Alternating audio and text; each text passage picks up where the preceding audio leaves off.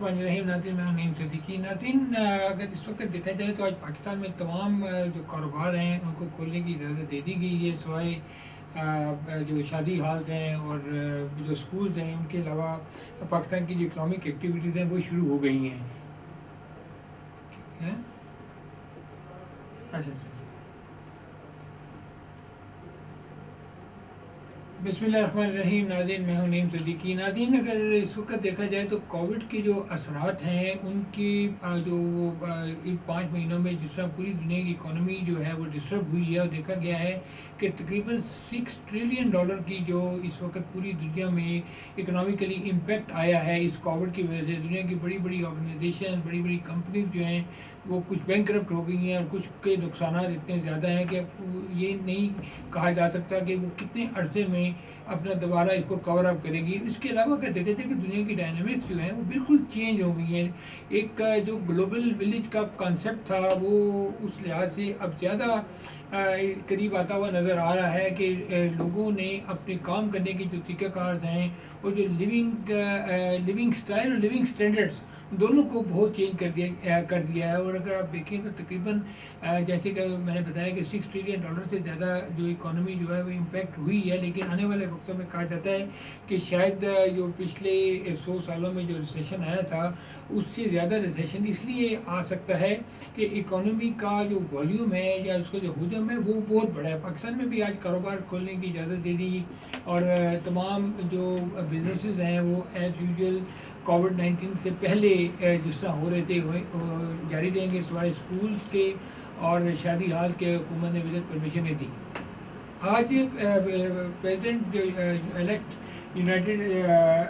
जो अक़वाम मुत्तहिदा है उसके यूएन के जो प्रेसिडेंट इलेक्ट वोल्कर बोजकर उन्होंने पाकिस्तान का दौरा किया, और शाह महमूद कुरैशी साहब के साथ आज उन्होंने कश्मीर कॉन्फ्रेंस के कश्मीर के ऊपर बात की और एक प्रेस कॉन्फ्रेंस की जिसमें उनको बताया गया, ब्रीफ किया गया कि कश्मीर के बारे में पाकिस्तान का मौक़िफ़ क्या है। और पिछले जो 72 साल से पाकिस्तान अपने मौक़िफ़ पे कायम है, और कोशिश है कि कश्मीर के अंदर जो कश्मीरियों के साथ जुल्म और सितम हो रहे हैं उनको किसी तरह उसका अदाला हो सके। लेकिन अगर आप उसको दूसरी तरफ देखें तो पाकिस्तान की ये तमाम कोशिशें जो हैं वो उतनी असरअंदाज होती नज़र नहीं आ रही कि 4.5 लाख लोगों को डोमिसाइल जो हैं वो कश्मीर के दे दिए गए हैं, और लद्दाख और जम्मू कश्मीर में जो गैर कश्मीरियों की आबादकारी का जो सिस्टम है वो कायम होना शुरू हो गया है। और ये इंतहाई तशवीशनाक बात है, बल्कि मैं इस हद तक इस बात को कहूँगा कि अब ऐसा वक्त आ गया है कि पाकिस्तान को कोई ऐसा रास्त इक़दाम ज़रूर करना पड़ेगा, क्योंकि कश्मीरी जो है वो पिछले 75 साल की कम्यूनिटी और एक अपनी सेल्फ डिटर्मिनेशन के जो राइट्स हैं उससे दस्तबरदार होते नज़र आ रहे हैं। और अगर इस तरह इंडिया ने कोशिश की तो वो नक्शा तो पहले बना चुका है, जिसमें उन्होंने गिलगित बल्तिस्तान को भी कश्मीर का एक हिस्सा बनाया हुआ है। पाकिस्तान ने भी अभी एक नक्शा बनाया है, लेकिन देखना ये है क्या नक्शा ही काफ़ी है कश्मीर को हासिल करने के लिए, या कश्मीरियों के जो पाकिस्तान के साथ तवक्कुआत हैं और जो पाकिस्तान की इंटरनेशनल कम्युनिटी के साथ तवक्कुआत है, ख़ास तौर पे पाकिस्तान की जो तवक्कुआत अपने मुस्लिम ममालिक से है। और मुस्लिम ममालिक में भी अगर आप देखा जाए तो 2 डिफरेंट किस्म के स्कूल ऑफ थाट्स इस वक्त नज़र आ रहे हैं, जबकि पाकिस्तान पूरी कोशिश कर रहा है कि OIC का इजलास बुलाया जाए और उसमें ये मसला इस वक्त डिस्कस किया जाए, क्योंकि अब एक ऐसा वक्त आ चुका है कि पाकिस्तान कश्मीर के मसले को उस लेवल पे लेके जाए, इसको उस लेवल तक एजिटेट करे कि पूरी दुनिया पे इसका असर हो, और उसके बाद वो दुनिया जो है वो इस बारे में इंडिया से बात करे। ख़ासतौर पे इंटरनेशनल क्राइसिस ग्रुप ने भी हिंदुस्तान के बैनुल-अक़वामी इत्तेहादियों पे जोर दिया है कि वो कश्मीर के मसले को हल करने के लिए हिंदुस्तान पे जोर डालें, और हिंदुस्तान को कहें कि वो वहाँ पे जो ज़्यादती और जो जुल्म सितम हो रहे हैं उसको किसी तरह रोका जाए। तो आज हम इस मौजू पे बात करेंगे, कुछ इकॉनमी पे बात करेंगे। तो हमारे साथ स्टूडियो में मोहतरमा सायरा काज़मी साहबा मौजूद हैं, जो कि कश्मीर के मामला पे काफ़ी दस्तरस रखती हैं, हमसे बात करेंगे। और उनके साथ मोहम्मद अली साहब हैं, इंटरनेशनल बैनुल-अक़वामी एक्सपर्ट भी हैं, तजज़ियाकार भी हैं, उनसे बात करेंगे। सायरा काज़मी साहब, आप भी बताइएगा कि कश्मीर के मामले में आज जैसे यूनाइटेड असेंबली के इलेक्ट प्रेसिडेंट भी आए हुए हैं, पाकिस्तान प्रेस कॉन्फ्रेंस भी हुई, शाह महमूद कुरैशी साहब ने भी पहले भी प्रेस कॉन्फ्रेंस की, इमरान खान साहब ने भी असेंबली में जाकर खिताब किया। जब वो उससे पहले ट्रंप से मिलने गए, मिल के जब वापस आए तो 5 अगस्त को ये वाक़या हुआ, उसके बाद जब नेशनल असम्बली में यूनाइटेड नेशन में जाकर उन्होंने तकरीर भी की, तो उसके बाद भी कोई खातिर खा नताइज नज़र नहीं आ रहे। तो आप चूँकि कश्मीर के मामला पे काफ़ी दस्तक रखती हैं, तो आप बताइएगा कि क्या ऐसे इक़दाम अब करने की ज़रूरत है जिससे कश्मीर का मसला जो है ना वो रियल टाइम जो है ना दुनिया के सामने रखा जा सके। Thank you so much Naeem साहब आज इनवाइट करने के लिए और हमें अपने ख़यालात का इजहार करने का मौका देने के लिए। नईम साहब आप देखें कि कश्मीर के मसले को 73 इयर्स हो गए हैं दुनिया के नक्शे पे, और ये one of the most longest agenda on the table of the security council ये आप पड़ा हुआ है। अगर हम इसमें ये बात कहें कि 2 मेजर एक्टर्स हैं जिनकी स्ट्रगल की वजह से ये एजेंडा आज तक ये जो सिक्योरिटी काउंसिल के टेबल पे पड़ा हुआ है, उसमें एक पाकिस्तान है और दूसरे कश्मीरी खुद हैं। पाकिस्तान ने एफ़र्ट्स करी हैं, पाकिस्तान ने इंटरनेशनली इस इशू को इंटरनेशनली भी देखा, क्योंकि देखें कश्मीर इशू इंडिया ने इंटरनेशनलाइज ख़ुद किया, फिर उसको वो 72 में बायलैटरलिज़म की तरफ लेके आया और फिर वो 5 अगस्त को यूनिलैटरलिज़म की तरफ चला गया। पाकिस्तान ने 73 ईयर से उसके सारे स्टेप्स के साथ उसको मैनेज करता रहा है। जब वो यूएन गए तो पाकिस्तान यूएन चला गया, पाकिस्तान ने यूएन में भी जाके देखा, पाकिस्तान ने जवाब भी दिए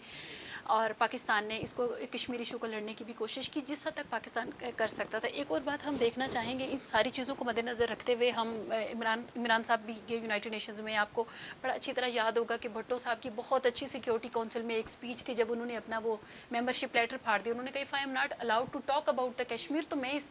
पेपर का क्या करूँ। तो हमने बड़े अच्छे लीडर्स भी देखे हैं, बड़ी अच्छी रिप्रेजेंटेशन भी देखी है पाकिस्तान की। करने की क्या ज़रूरत है, किया क्या पाकिस्तान की तरफ से। हम ये नहीं कह सकते कि पाकिस्तान ने केस नहीं लड़ा, पाकिस्तान ने केस लड़ा, पाकिस्तान ने बहुत कोशिशें की। देखिए अगर एक तरफ मैं कल भी किसी चैनल में बैठी हुई थी और वहाँ पे एक मेरे साहब थे और उन्होंने कहा पाकिस्तान की वजह से आज हम इस आयत पहुँच गए, पाकिस्तान की वजह से हम आज इस तहसीब में पहुँचे। देखिए आप पैलेस्टाइन देखें, दूसरी तरफ पैलेस्टाइन के ऊपर इजराइल ने कब्ज़ा किया, उन्होंने टुकड़ों में डिवाइड करके डेमोग्राफिक चेंजेस भी करे, सारा कुछ किया, टुकड़ों में डिवाइड कर किया। पैलेस्टाइन थोड़ा सा रह गया है, वो भी एक्सेप्टेड नहीं है, दुनिया उसको मानती नहीं है, ठीक है। तो पाकिस्तान ने जितने भी रिसेंट एफर्ट 72-73 ईयर्स की स्ट्रगल में मैं ये समझती हूँ कि कश्मीर कॉज में बहुत बड़े स्टेप्स हुए थे। एक तो जब ये फेंस लगी थी मुशर्रफ इरा में, जब ये फेंस लगी थी उस वक्त, हाँ, और उसके बाद जो ये 5 अगस्त का हमारा स्टेप था 370 वाला, जब 35-370 आर्टिकल एब्रोगेट हुआ है। अच्छा, आर्टिकल 370-35 अकेला एब्रोगेट नहीं हुआ, इसके साथ और बहुत सारे स्टेप्स इंडिया ने लिए हैं कि प्रैक्टिकली इंडिया कश्मीर के ऊपर उसका फोर्सफुली कब्ज़ा हमसे ज़्यादा है, हमारा उस पर कब्ज़ा तो नहीं है। हमारे साथ तो आज़ाद कश्मीर एक आज़ाद हिस्सा है जिनकी अपनी आज़ाद हैसियत है।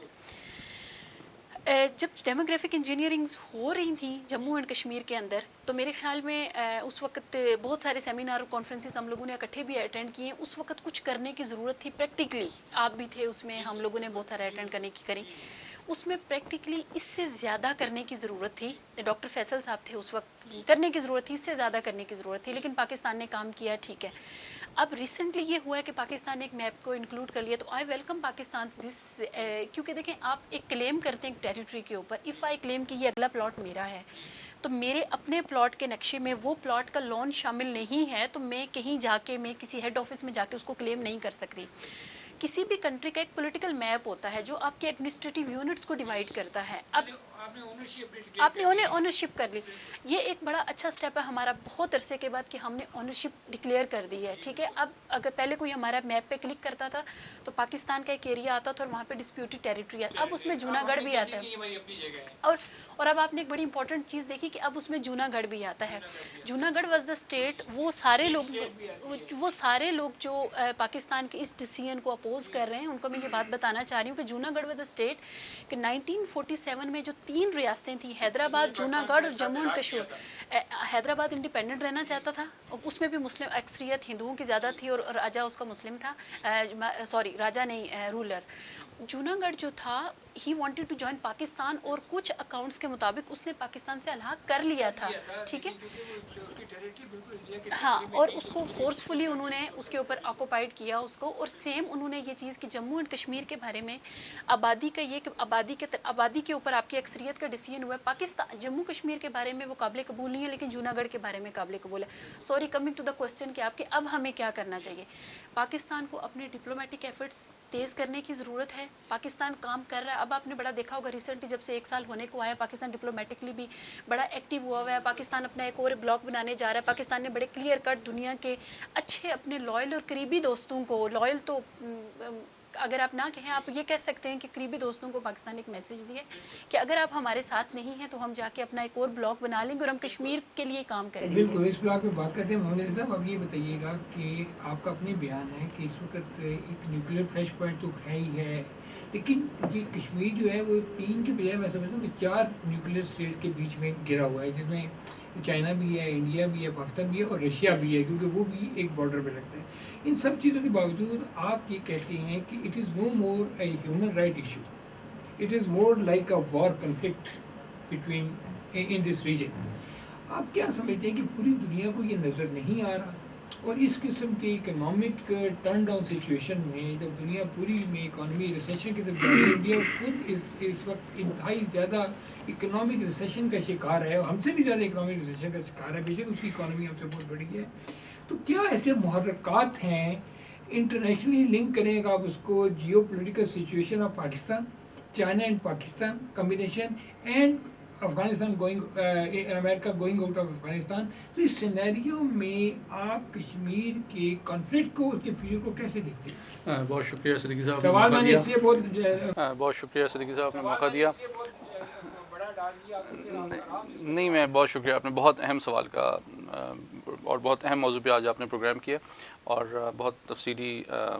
میڈم کاظمی نے بھی اس کا احاطہ کیا. دیکھیے, آپ نے چونکہ بات کی ہے عالمی نظام کی, تو میں تھوڑا سا اس سے لنک کروں گا تاکہ ہم کشمیر کی جو موجودہ علاقائی اور عالمی اہمیت ہے اس کا بدلتے ہوئے عالمی نظام کے حوالے سے ادراک کر سکیں. دیکھیے, کشمیر کا مسئلہ بر صغیر کی تقسیم سے یا پاکستان کے قیام سے جڑا ہوا ہے, ایسے ہی ہے. تو پاکستان کا قیام ایک اس وقت کا جو ورلڈ آرڈر میں تبدیلی آ رہی تھی اس کا کانسیکوینس ہے, یہ ایک آبجیکٹیو ریالٹی ہے. دیکھیے,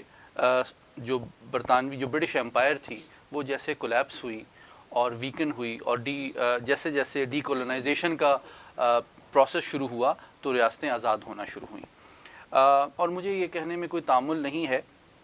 کہ پاکستان جب دنیا کے نقشے پہ ابھرا 1947 میں تو ہمارا عالمی سیاست کے حوالے سے جو اتنا تجربہ نہیں تھا, اور ہم ایک طرح سے وکٹم بنے اس جھوٹ پہ مبنی دوغلی بھارتی پالیسی کا, جس کے نتیجے میں ہم نے ان کے اس وعدے پہ کہ وہ کشمیریوں کو رائٹ آف سیلف ڈٹرمنیشن دیں گے ہم نے مان لیا. اور جب ہم, کیونکہ جو موجودہ گلگت بلتستان اور آزاد کشمیر کا جو ٹیریٹری ہے وہ بھی کوئی اقوام متحدہ یا بڑی پاورز نے آپ کو سلور پلیٹر میں رکھ کے نہیں دی ہے, آپ نے بزور بازو اس کو آزاد کرایا ہے. اور میں یہ کہنے میں کوئی تعامل نہیں کرتا کہ ممکن تھا کہ آپ بقیہ رقبے کو بھی آزاد کرا لیتے اگر آپ بھارتی دوغلی اور جھوٹ پہ مبنی وعدے اور منافقت کی سیاست کا وکٹم نہ بنتے, جس کا وکٹم کشمیری ہمارے بہن بھائی آج تک بن رہے ہیں. پہلی بات تو یہ ہے. دوسری بات یہ ہے کہ اب فاسٹ فارورڈ آپ آ جائیں 1947 سے 73 سال آج دنیا کا نظام ایک دفعہ پھر بدل رہا ہے. تو اب کشمیر کے حوالے سے آپ کو نئی اپرچونٹیز بھی پیدا ہو رہی ہیں. اب آپ کا جو ٹریڈیشنل بائی پولر جو ورلڈ آرڈر تھا کولڈ وار میں, یا اس کے بعد جس کو اسٹیفن والٹ کہتا ہے یونی پولر مومنٹ, جو پچھلے 30 سال کا دورانیہ ہے, جو عرصہ ہے, اس سے بھی دنیا دوبارہ بہت تیزی سے ملٹی پولیرٹی کی طرف جا رہی ہے. تو اب بڑی طاقتوں کے درمیان جو مخاصمت کی فضا ہے اس میں اضافہ ہوگا, اور آپ کے ایک جو ڈیولپنگ ورلڈ ہے ان کے پاس نئی اپرچونٹیز ملیں گی کہ وہ صرف ایک بڑے کنٹری یا پاور کے ساتھ الائی نہ کریں بلکہ کیس ٹو کیس بیسس پہ وہ ان کے ساتھ چلیں. اب اس کانٹیکس میں آپ نے بہت امپورٹنٹ بات کی. دیکھیے, 3 ممالک تو جغرافیکلی کشمیر سے نیبرنگ ہے, جو تینوں بہت بڑی پاورز ہیں اور نیوکلیر پاورز ہیں. پہلی بات تو یہ ہے. تو اگر آپ کوئی جنگ کی بات کرتے ہیں تو اوبویسلی اس کی کاسٹ کو آپ کو کنسیڈر کرنا پڑے گا، لیکن کشمیر کا معاملہ آج thanks to electronic media and very knowledgeable anchors like yourself اور سوشل میڈیا کی وجہ سے، رسل و رسائل کی وجہ سے، ایک گلوبلائز دنیا کی وجہ سے جتنا دنیا کو اس کا ادراک آج ہوا ہے پہلے کبھی نہیں تھا، پہلی بات تو اس کا جو سیاسی اور نفسیاتی پہلو ہے وہ بہت اہم ہے۔ یہ صرف کائنیٹک ڈومین سے آپ نے اس کو یمین سے اس کو اچیو نہیں کرنا ہے، آپ یہ دیکھیے کہ قانونی اعتبار سے یہ ریاست پاکستان جو ہے یہ ایک قانونی جد و جہد کے نتیجے میں آزاد حاصل کی گئی ہے۔ ہم نے کشمیر پہ بھی یہی کام کرنا ہے۔ دیکھیے اس وقت سفارتی محاذ پہ قانونی عالمی قوانین کے حوالے سے بھارت ایک ڈیفینسو پہ ہے اور یہ جد و جہد ہم نے جاری رکھنی ہے۔ میڈم نے حوالہ دیا ان کی دسترس بھی ہے جو ڈیموگرافک ریالٹیز ہیں مقبوضہ کشمیر کی، اس کے حوالے سے بہت سے لوگ یہ غلطی کرتے ہیں کہ کشمیر کے مسئلے کو فلسطین سے تعبیر کرتے ہیں یا کمپیئر کرتے ہیں، اور یہ غیر حقیقت پسندانہ ہے، کیونکہ لوگوں کو یہ جاننا چاہیے کہ آپ 4 فیکٹرز کو دیکھ لیجئے، جغرافیہ، آبادی، کیجولٹیز، یوز آف فورس، ان کا کوئی کمپیریزن نہیں ہے دونوں کے درمیان۔ اگر آپ رقبے کو دیکھیں تو جو جموں و کشمیر کا رقبہ ہے وہ فلسطین کے رقبے سے بہت بڑا ہے۔ اچھا آبادی آپ دیکھ لیں تو صرف ویلی کی آبادی 80 لاکھ ہے، اگر آپ ادھر کی بھی ملا لیں گلگت بلتستان کی 1 کروڑ 30 لاکھ 1 کروڑ 40 لاکھ کی بات ہوتی ہے، ٹھیک ہے، تو آبادی فلسطین کی آبادی اور اس کی آبادی کا کوئی کمپیریزن نہیں ہے۔ پھر آپ کیجولٹیز کی بات کریں، صدر مسعود خان صاحب سے ابھی میری میٹنگ ہوئی تھی، وہ بتا رہے تھے کہ اگر آپ کاؤنٹ کریں 1947 سے 5 لاکھ لوگ جو ہے وہ وکٹم بن چکے ہیں بھارتی جارحیت کا، اور پچھلے 30 سال میں 1 لاکھ سے زیادہ لوگ، ادھر تو ایک بچہ مرتا ہے تو ہیڈ لائنز لگتی ہیں بیسٹ بینک میں۔ چوتھی چیز کہ کتنا وائلنس ہے اور کتنی فوج ہے، جو 9 لاکھ بھارتی افواج مقبوضہ کشمیر پہ قابض ہیں وہ مجموعی جو فوج ہے اسرائیل کی اس سے دگنی ہے، تو کوئی کمپیریزن نہیں ہے وائلنس کا، کیجولٹیز کا، ہیومینیٹیرین ٹریجڈی کا۔ تو اچھا اب جو آپ نے بنیادی بات کی جو سب سے امپورٹنٹ ہے، ہمارا بیانیہ تھوڑا سا ریفائن ہو رہا ہے اور مزید مضبوط اور مستحکم ہو رہا ہے۔ یہ صرف ہیومن رائٹس کا ایشو نہیں ہے، اس کی وجہ یہ ہے کہ بین الاقوامی قوانین اس کو انٹرنیشنل آرمڈ کانفلکٹ کے طور پہ آپ اس کو پریزنٹ کر سکتے ہیں۔ کیوں کر سکتے ہیں؟ اس کے 3 فائدے ہیں۔ نمبر ون یہ کہ جو بھی وائلنس ایک ایلین آکوپائنگ ملٹری فورس ایک ٹیریٹری کے خلاف میں کے اندر ایک پاپولیشن کے خلاف، سویلین پاپولیشن کے خلاف کرتی ہے، وہ وار کرائم کے زمرے میں آتا ہے، number 1۔ Number 2 across L O C بھی جو وہ فائرنگ کرتے ہیں، ٹھیک ہے، وہ بھی violation of international laws and agreements کے زمرے میں آتا ہے۔ تیسری بات یہ ہے کہ جو سب سے امپورٹنٹ ہے کہ جو انسانی حقوق کے طور پہ اور یو این قرارداد، یو این چارٹر اور بین الاقوامی قوانین کشمیریوں کو یہ رائٹ دیتے ہیں to protect their life, liberty and their honour and their property against foreign occupation and violence, تو ان کو ریزسٹنس کا رائٹ کشمیریوں کو حاصل ہے۔ جی انڈیا کے خلاف، مطلب انڈیا ایک آکوپائنگ فورس ہے جو کہ نہتے کشمیریوں کے خلاف وائلنس کا، تشدد کا بیجا استعمال کر رہی ہے، تو اس وائلنس کے خلاف انسانی حقوق، اقوام متحدہ کی قراردادیں، اقوام متحدہ کے قوانین، جنیوا کنونشن آپ کو یہ رائٹ دیتے ہیں کہ آپ کی یہ رائٹ ہے کہ آپ اپنی جان، اپنی عزت اور اپنی پراپرٹی کو ڈیفینڈ کر سکیں۔ تو یہ ڈیفنس کا رائٹ انٹرنیشنل آرم کانفلکٹ دیتا ہے ان ٹیریٹریز میں جن ٹیریٹریز میں فورن آکوپیشن ہے، تو آپ کا کیس سٹرونگ ہو جاتا ہے، اور وہ کیس صرف اور ایگزیکٹلی اور وہ آپ کو، اور پھر ان کے طرز عمل سے وہ انہوں نے خود ہی، آپ مجھ سے بہتر جانتے ہیں کہ انہوں نے شملہ اگریمنٹ کی بھی وائلیشن کی ہے، کیونکہ